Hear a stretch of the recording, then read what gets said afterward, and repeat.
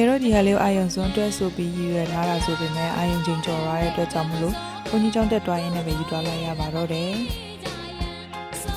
ပုံမှန်ဆိုလို့ရှိရင်တော့ဥပုံနေ့တွေဥပုပ်ကျောင်းသွားတဲ့အချိန်မှာအလားမပြည့်ဘူးဆိုပေမဲ့ဒီနေ့ကတော့ဥပုံမဆမှုလို့ရည်ရွယ်ထားတာကြောင့်မလို့တနခါလေးလိမ့်သွားလိုက်ပါတယ်။ဘာကြောင့်ဥပုံမဆမှုလို့ရည်ရွယ်ထားရတာလဲဆိုလို့ရှိရင်တော့ဒီနေ့ကညောင်ရည်သွတ်မဲ့နေ့ဖြစ်တဲ့အတွက်ကြောင့်မလို့ညနေညောင်ရည်သွတ်တဲ့အချိန်မှာညောင်ရည်သွတ်မဲ့ရည်တွေကိုပန်းတွေအမွေးနှံတာတွေသုံးမှကြောင့်မလို့ပဲဖြစ်ပါတယ်။တကယ်တော့ဒီဆုံးကိုအမေကတော့ဘုရားကြီးမှာကတ်ခိုင်းတာဆိုပေမဲ့ကျွန်တော်ကတော့ဘုရားသုံးစုမှာပဲကတ်ထားခဲ့လိုက်ပါတယ်။ဒါကတော့တရားနာဖို့အတွက်ဘုံဘုံကြွလာအောင်စောင့်နေကြရပဲဖြစ်ပါတယ်။ညောင်ရည်သွတ်မှုအတွက်ညောင်ရည်သွတ်မဲ့နေရာကိုသွားနေကြပြီပဲဖြစ်ပါတယ်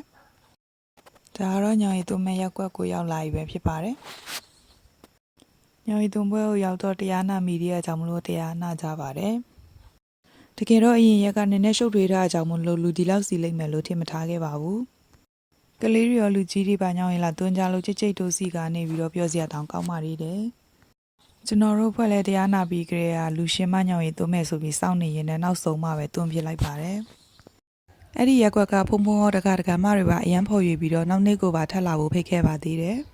။တိုက်လိုက်တဲ့ဖြော်ရည်ကလည်းတော်တော်လေးကိုတောက်လို့ကောင်းပါတယ်။နောက်ဆုံးမိညောင်ရည်သွန်းပြီးတော့ဘုရားကိုလည်းပတ်ပူဇော်ကြပါတယ်။ဒါကတော့သူတို့စားချင်တာစားပြီးတော့အိမ်ပြန်တဲ့လမ်းပေါ်ရောက်နေပြီပဲဖြစ်ပါတယ်။အသွားတော့ကတက်ကြွသလောက်အပြန်ချီလန်းတွေကတော့လေးလံနေကြပြီပဲဖြစ်ပါတယ်။ကျောင်းရှိကိုအရောက်စိတ်မမင်းကြီးနဲ့ဓာတ်ပုံရိုက်ကြရင်းနဲ့ပဲဒီနေ့အတွက်ကစုံလာပြည့်နေ့လေးကိုနှုတ်ဆက်လိုက်ပါတယ်။